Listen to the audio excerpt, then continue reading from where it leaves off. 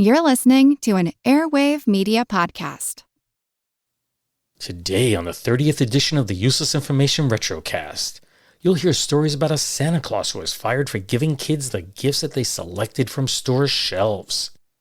And then there's a crazy true story of a policeman in West Virginia who was directing traffic when someone drove by and wished him a Merry Christmas by throwing a live turkey at him. Plus, you'll learn how a family came to substitute a pile of tumbleweed for a Christmas tree one year. Well, all of those stories, today's retro sponsor, the question of the day, and so much more, they're all coming up next in this special Christmas Retrocast. I am Steve Silverman, and this is the Useless Information Podcast. Useless information. Hi everyone, and welcome to the Retrocast. Let's dive right in. Let's start with a short story that appeared on page 11 of the San Fernando Valley Times on November 16th of 1939. And the headline on this one is Toyland and Montgomery Ward Stores, San Fernando, California. Toyland comes to Montgomery Ward Stores both here and in Glendale this week with the receipt of the full complement of Christmas toys and gift merchandise. Every child visitor accompanied by an adult will be presented with a 32-page copy of Robert L. May's four-color riot, Rudolph the Red-Nosed Reindeer, one of May's most hilarious juvenile entertainers. It is not necessary to make a purchase to obtain this gift. This year's Montgomery Ward toys are 100% American-made, and purchases made now have the benefit of the pick of the stock, while payments may be made on the layaway plan. You should see the Bubble Cannon, an exclusive and sensational new amusement for kids from 5 to 50. I have to tell you, I am incredibly disappointed that I missed out on that Bubble Cannon. Okay, that's not the real reason I mentioned the story. It turns out that's the earliest mention of Rudolph in the press, at least the earliest that I could find.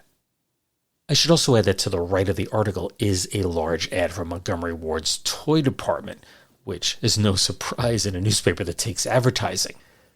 What I did find interesting is the toys that they're promoting that year. I have to tell you, I don't think any kid would be interested in today. They were pushing a fully equipped Hawthorne Comet bicycle, a Velocipede tricycle, a Play Pal wagon, a rubber Porky Pig doll, Tinker Toys, my favorite, which is a wedding doll, and of course that Rudolph book. And here's what it said about that book. Quote, free 32-page four-color picture story of Rudolph the Red-Nosed Reindeer, the rollicking new Christmas verse that's sweeping the country. One copy given free to any child accompanied by an adult in Ward's toy department. Unquote. Interestingly, the story of Rudolph the Red-Nosed Reindeer began as a cost-cutting move on the part of Montgomery Ward. And that's because for many years the company had been giving away coloring books during the holiday season. But the purchase of all those books, remember Montgomery Ward was a huge chain of stores, the purchase of all those books had proved to be quite costly. So they concluded that the easiest way to save money would be to create their own in-house coloring book. And to do this, they turned to one of their employees, that's advertising copywriter Robert Louis May. So let's start with a little background on May. He was born in Long Island, New York on July 27th of 1905 and was raised in a relatively affluent secular Jewish household in New Rochelle, which is also in New York State. He would go on to graduate magna cum laude from Dartmouth College in 1926. His major was psychology. After Dartmouth, May began his career as a copywriter in New York City for R.H. Macy & Company, which of course today is simply Macy's. In 1927, he moved to Omaha, Nebraska to work as the advertising manager for J.L. Brandeis & Company, and that's where he married his first wife, Evelyn, although I do believe they met in New York City. A year later, the couple relocated to Atlanta, Georgia, where May held a similar position at Rich's department store. But by 1930, they had returned to New York City, and May joined the Butterick Company as an assistant sales manager. Unfortunately, that job wouldn't last either, and that's because the Great Depression led to his unemployment in 1932. Then in 1933, May found work as an advertising manager and copywriter for Gimbel Brothers in New York City, And it was during this time that Evelyn gave birth to their daughter Barbara. And then, finally, in 1936, May left Gimbels for a job as an in-house advertising copywriter at Montgomery Ward in Chicago, and he'd remain there for the bulk of the next 24 years. It was there, of course, that he was assigned the coloring book project, and May settled upon using a reindeer as his central character. And it's very simple why, and that's because, reindeer were already associated with Santa and his sleigh. But this couldn't be any, plain old reindeer. This one would be an outcast, a misfit, an ugly duckling. And he also needed a good name for his reindeer. Well, reindeer is with an R, he needed a name with an R. At first he thought about Rollo, then Reginald, but ultimately, as we know, he settled upon Rudolph. Then one day, May was looking out his office window and noticed that a dense fog was blocking his view of Lake Michigan. He was struck with a burst of inspiration. Quote, "Suddenly I had it, a nose, a bright red nose that would shine through the fog like a spotlight." Unquote. Meanwhile, May was struggling in his personal life, and that's because his wife Evelyn was dying of cancer and he was struggling to support his family financially. When she passed away on July 28th of 1939, May's boss offered to reassign the project, but May chose to finish it. He estimated that it took him about 50 hours to complete the book. Now, initially, the bigwigs at Montgomery Ward were not receptive to the idea of Rudolph having a red nose, and that's because a red nose was associated with alcoholism at the time. I mean, let's face it, a misfit reindeer who came across as being drunk, that wasn't exactly the image that the company wanted to portray. So May asked an illustrator at Montgomery Ward, a guy named Denver Gillen, to make some cute drawings to accompany the story. And that worked. Management liked what they saw, and they gave the project a green light. As that article noted, Rudolph the Red-Nosed Reindeer was printed and distributed by Montgomery Ward during the 1939 holiday season. Get this, they gave away 2.4 million copies.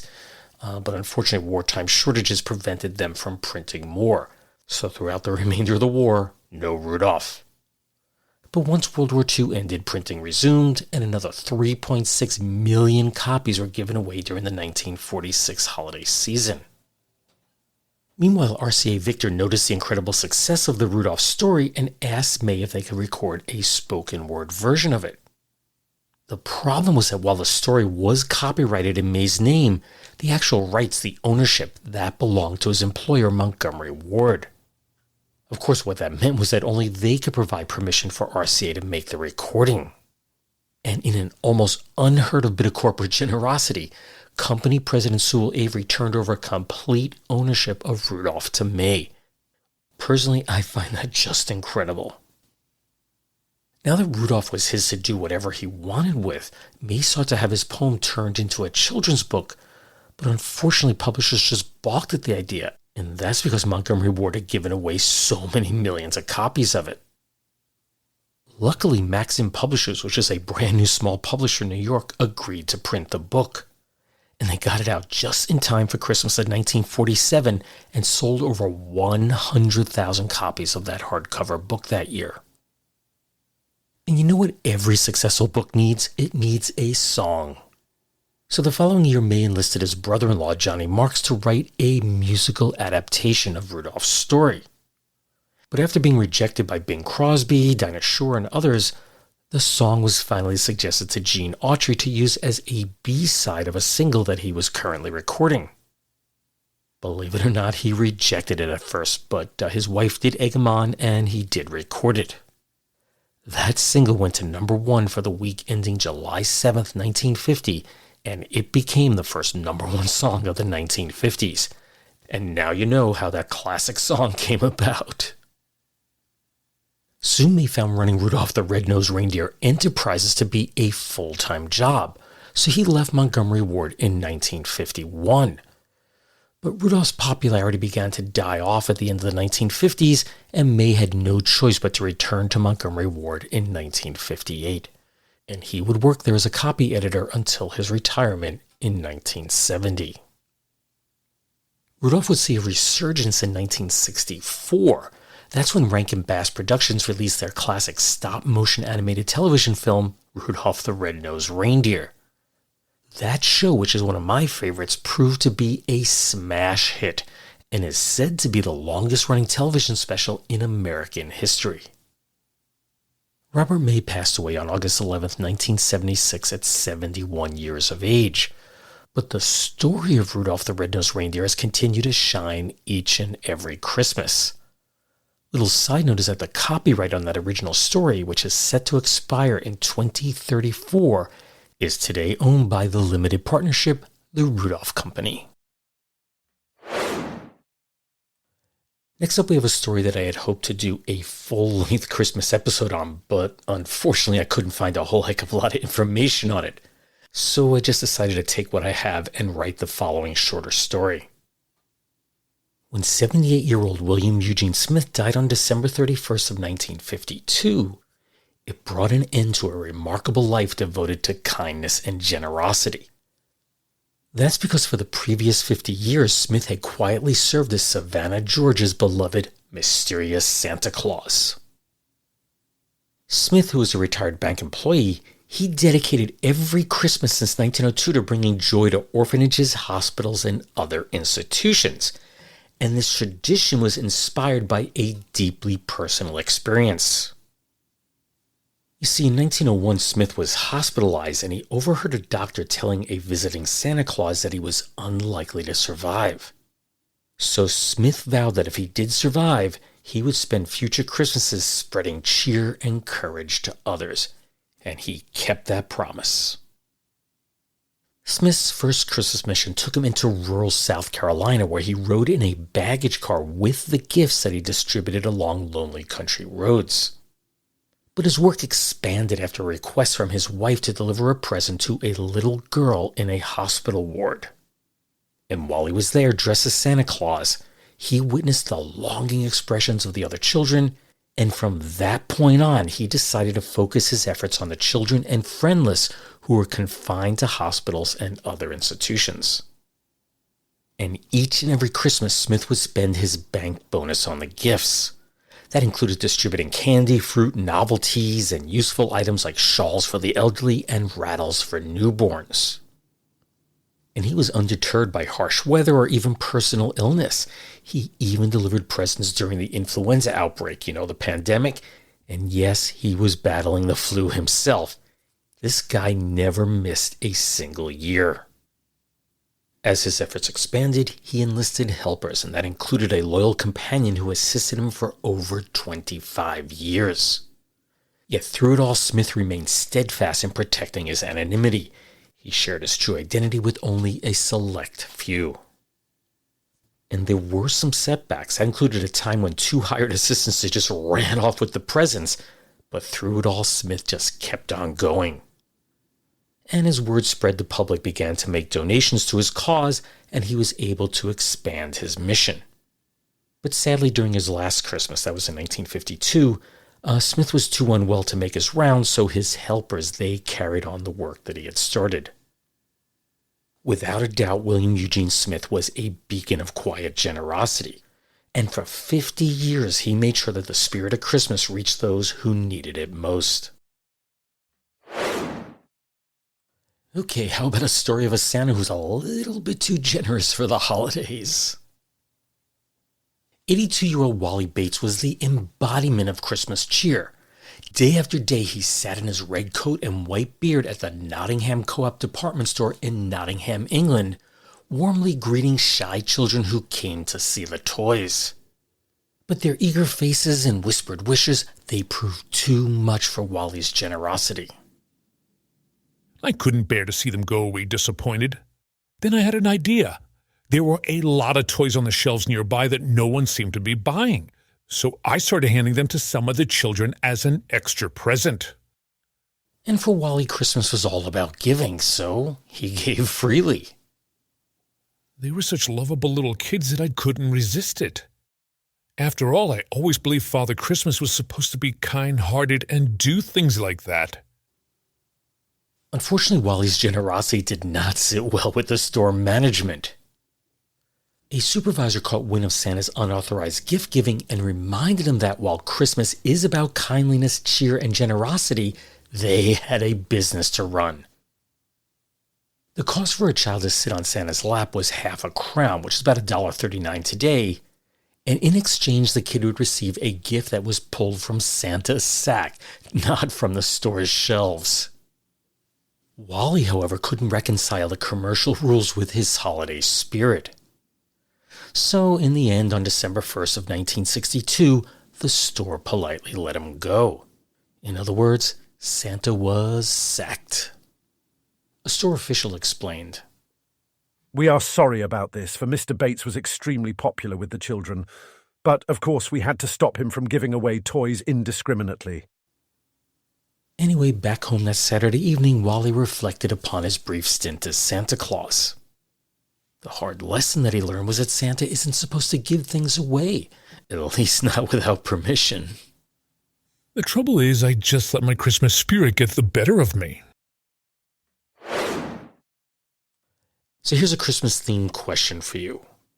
In what year was the first Santa Claus parade held here in the United States? In other words, the first parade that features Santa Claus as the main attraction. Now, you don't have to come up with the exact date. Just try to get within, say, 5 years of the actual date. Anyway, I'll let you ponder over that question for a bit, and I'll let you know the answer at the end of this podcast. Now, wait a minute. We got to get... To Andrew Jurgens, my radio employer. Since December the 4th, 1932, the record and radio with the same sponsor. Tonight begins what would have been the 17th consecutive year. Thanks again, Mr. Jurgens. You have been a good friend and a very patient boss. You're all making me very nervous, and get away from here. To all doctors, the Damon Runyon Cancer Fund will allocate a great sum of money on December the 10th, the day he died in 1946. The money will go for 40 fellowships to help doctors in research. 2 young women are among the first selected. The newspapers, ladies and gentlemen, will tell the story December the 10th. And that, ladies and gentlemen, winds up another Jurgens Journal until next Sunday evening at the very same time. Until then, and with lotions of love, I remain your New York correspondent, Walter Winchell, who just read the papers. One headline said, "No Peace Prize this year." Why not give it to the unknown soldier? He died for it. Good night. You know, a big bottle of Jurgens lotion is about the best present for Christmas a man could get. You know, a man's hands get chapped just as well as a woman's. And there's nothing like Jurgens for a quick, comfortable shave, because Jurgens lotion has none of that oily feel. Look over your list. If you'd like to please the men on it, give them Jurgens lotion. Next week, another edition of the Jurgens Journal with Walter Winchell. Now, Luella Parsons' 50-minute program with Ethel Barrymore as guest following immediately. This is Ben Grauer speaking. That commercial for Jurgens lotion is from the December 5th, 1948 broadcast of Jurgens Journal. And that, as you just heard, was famed gossip columnist Walter Winchell doing his shtick, complete with the teletype sound effect between each juicy bit that he shared with his audience. It was shortly after this broadcast was broadcast at the end of 1948 that Jurgens stopped its sponsorship of his show. And that leads me to think that Winchell was purposely taking a subtle swipe at Jurgens by mistaking Mr. Jurgens as Mr. German in what you just heard. Keep in mind that Germany's loss in World War II was still fresh in everyone's mind when this was recorded, so I really do think that was a swipe. Winchell made his debut on WABC on May 12th of 1930. 2 years later, production of his Jurgens Journal show began, and it would run up through the 1950s, even though he had lost Jurgens' sponsorship near the end. And what I find surprising about the whole thing is the show is incredibly simple, just a teletype as a sound effect. He talks at lightning speed, he lacks the polish, and yet it was one of the most popular shows on radio in its day. But Winchell began to lose popularity by supporting Senator Joseph McCarthy and his anti-communist crusade in the 1950s. And while he was supposedly the friend or acquaintance of hundreds of celebrities, he died nearly alone on February 20th of 1972 at the age of 72. Supposedly, his daughter was the only person who attended his funeral, but that, my friends, is purely gossip. As for Jergens Lotion, the company began in Cincinnati, Ohio in 1880. That's when Andrew N. Jergens Sr. joined up with soap maker Charles H. Gelfus to start the Jergens Soap Company. And since Jergens supplied the capital to launch the business, it was his name that went on the letterhead. They purposely located their soap-making plant in the meatpacking district of the city, and that allowed them to easily obtain the raw materials needed to make their soap. But what set Jergens soap apart from all its competitors was that they added coconut oil to the mix. Sales just skyrocketed, and soon Andrew Jergens, his brother Herman, and Gelfus were living in lavish homes on Cincinnati's Millionaire Row, and today that's known as the Dayton Street Historic District, if you'd like to take a visit. Jergens would jump into the cosmetic business in 1901 with the purchase of two businesses. The first was the John H. Woodbury Company, which was located right here in Albany, New York, and they made Woodbury facial soaps. And the other was the Robert Eastman Company, which was a Philadelphia manufacturer of perfumes and lotions. As you'd expect, soon they'd rebrand everything under the Jergens name. In particular, they renamed one of Eastman's hand cream formulas as, get this, Jergens Benzoin and Almond Lotion Compound. Wow, what a great name, huh? Well, it may have described the product well, but clearly that is a bit too long for most people to remember. So the company made the smart decision and shortened it to simply Jergens Lotion. Well, it proved to be a runaway success, and soon it became the best-selling hand lotion in the United States. In fact, I remember as a kid, everyone seemed to have a bottle of it. Anyway, Andrew Jergens ran the company until his death in January of 1929. That's when his son Andrew Jr. succeeded him as president, and then after Jr. died in 1967, the company was sold to American Brands in 1970. Then in 1988, it was sold to the Japanese Keio Corporation, and that's where it remains today. And now it's time for the segment that I've been calling Footnotes to History. As I've mentioned many times before, these are the little shorts that I come across while researching the full-length stories that I record, and I'm just going to read these word for word. And I'm betting you can guess the common theme that runs through all 5 of these. They're all about Christmas. And the first story I have for you appeared on page 3 of the Buffalo Sunday Morning News on December 25th of 1904. The headline is, Shrewd Scheme to Rob Christmas Shoppers. New York, December 24th. An ingenious plan for robbing persons who had purchased expensive Christmas gifts from big jewelry houses in the city, the police say, was disclosed today by the arrest of William Roseman for the authorities of Atlantic City, New Jersey. Roseman is charged with grand larceny in connection with the theft of $975 worth of diamonds from the Adams Express Company at Atlantic City. For your reference, $975 in 1904 would be about $33,500 today. According to the police, Roseman's plan was to loiter around the big jewelry stores and, overhearing a sale being made, take the name and address of the purchaser, lay in wait for the messenger, and receipt for the package when delivery was made. He was held in $1,000 bail for examination later. This reminds me so much of the porch pirates today who, watch delivery drivers drop off the packages, and as soon as the driver leaves, they run up to the doorstep and they steal the goods. I guess some things never change. The second story appeared in the November 6, 1926 publication of the Minneapolis Star on page 11.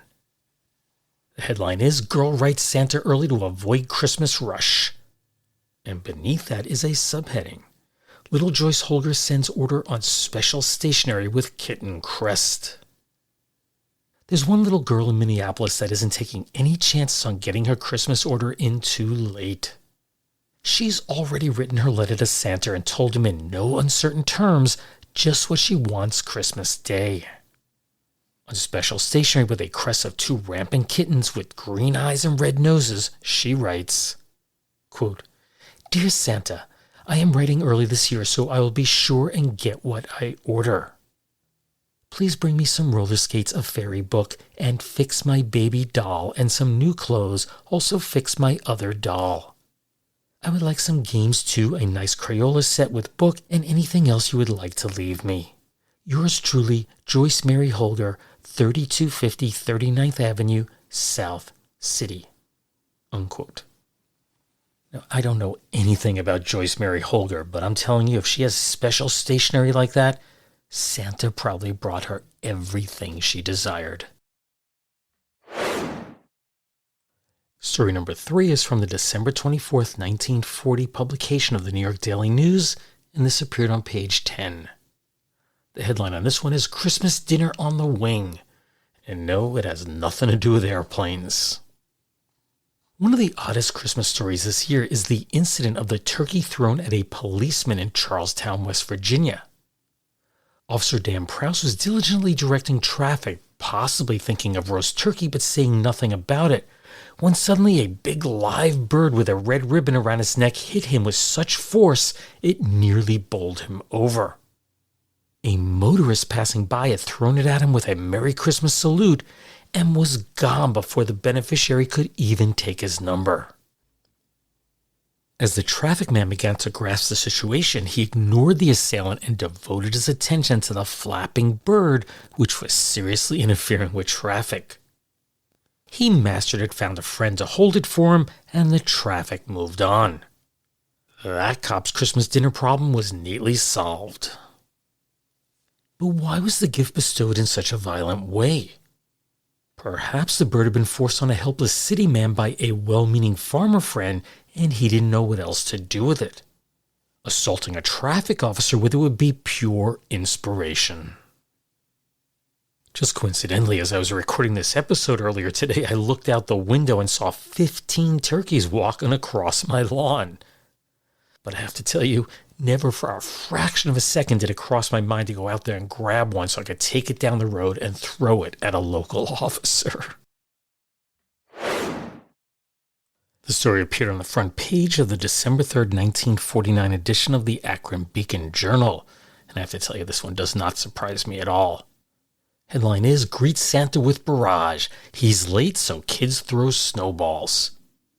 Fitchburg, Massachusetts, United Press. Some 10,000 peeved children gave Santa Claus a strange welcome last night, a barrage of snowballs. Santa's entrance into the city was delayed a half hour. When he arrived in the midst of a snowstorm for a merchant's parade, the kids, irked by the wait, let loose. Santa was seated in a sleigh on the back of a trailer truck, but the concentrated barrage drove him from his perch. He climbed into the enclosed truck cab and finished the trip in safety. And the last tidbit for today is dated December 25th of 1959. This is from the Pasadena Independent, page 15. The headline on this one, Maybe This Will Cut Tree Prices. Thanks to her grandson, Mrs. George Fabry of 2620 Las Lunas, has just about the weirdest Christmas tree in town. The boy, Lee Fabry 6, dragged a large tumbleweed to his grandmother's and insisted that it be used as a Christmas tree. So the tree or weed, sprayed silver and decorated with lights and bulbs, now occupies a spot in the Fabry home usually reserved for a fir tree. That's just a cute story. So earlier in the podcast, I'd asked you when the first Santa Claus parade was held here in the United States. Do you think you know the answer? Well, I have to tell you, it's a bit murky. I'm not even sure myself. Now, most sources point to the first Santa Claus parade being held in Peoria, Illinois on December 6th of 1887. But the problem is that Peoria seems to lack the documentation to back up that claim. Now, various newspaper articles and advertisements published between, say, the 1930s and the late 70s, they claim that the parade began on dates ranging anywhere from 1891 all the way up through 1895. And that certainly isn't 1887. Now, this bit of information just comes from the web, but supposedly in 1981, the Peoria Downtown Development Council issued a press release and they claimed that earlier 1887 date. But the problem is that no one seems to know what documentation was used to back that up, so it may or may not be correct. Now, one thing that is certain is that the Peoria Santa Claus Parade is the oldest continuously running Yuletide parade in the United States. But I have to tell you, it's definitely not the oldest. And that's because I did a little research. I found an article published on page 2 of the December 23rd, 1879 edition of the Baltimore Sun. It reads, quote, "Attention children, Santa Claus will parade today starting near Druid Hill Park about 2 o'clock. He will go down Madison, Utah, and Baltimore Street before 4, Ashland Square by 4:30. Look for him," unquote. I'm the first to admit that's not definitive proof, but let's go with that date. The very first Santa Claus parade held in the United States, it took place in 1879. Now, of course, I am not 100% certain, and I'd love to be proven wrong on this. So if you can find an earlier date, just let me know. I really do look forward to hearing from you. Before we go, I just wanted to mention that I took a break from recording the lunch today, and I heard that singer Brenda Lee had just turned 80 years old. And she had an incredible recording career. She sold over 100 million records. That's incredible. But it was just last year that our 1958 Christmas song, you know it, Rockin' Around the Christmas Tree, it hit number 1 on Billboard's Hot 100 chart here in the United States. She was 78 when that happened, and that made her the oldest person ever to top the chart. And then she had a birthday the following week, and since the song was still number 1, she broke her own record. What's interesting is that the song was a bomb when it first came out. She was just 13 when she recorded it, and Decca Records released the song in both 1958 and 1959, and the radio stations, they just ignored it. But once her 1960 signature song, I'm Sorry, topped the chart, suddenly her rockin' Christmas song became a hit, although I should mention it only reached number 3 at the time. Today, it stands as her best-selling song. But the reason I mention this is that it wasn't the songwriter's biggest hit. His biggest hit sold over 100 million records. One song sold over 100 million records. Do you know what song I'm talking about? Well, I mentioned it earlier in the podcast. Rudolph the Red-Nosed Reindeer. Yes, Johnny Marks wrote that song also, as well as the classics A Holly Jolly Christmas and Silver and Gold. And both of those were sung by Burl Ives and featured in the classic Rankin Bass Rudolph TV special, and that's why we know those songs so well. Now, if you're still looking for that last-minute Christmas gift, I'll just remind you that I've written 3 books filled with true stories just like the ones you heard. They are Einstein's Refrigerator, Lindbergh's Artificial Heart, and my latest, which is The Flip Side of History. Yes, they're all written by me, Steve Silverman, and they make a great gift for anyone who has an interest in quirky, true stories.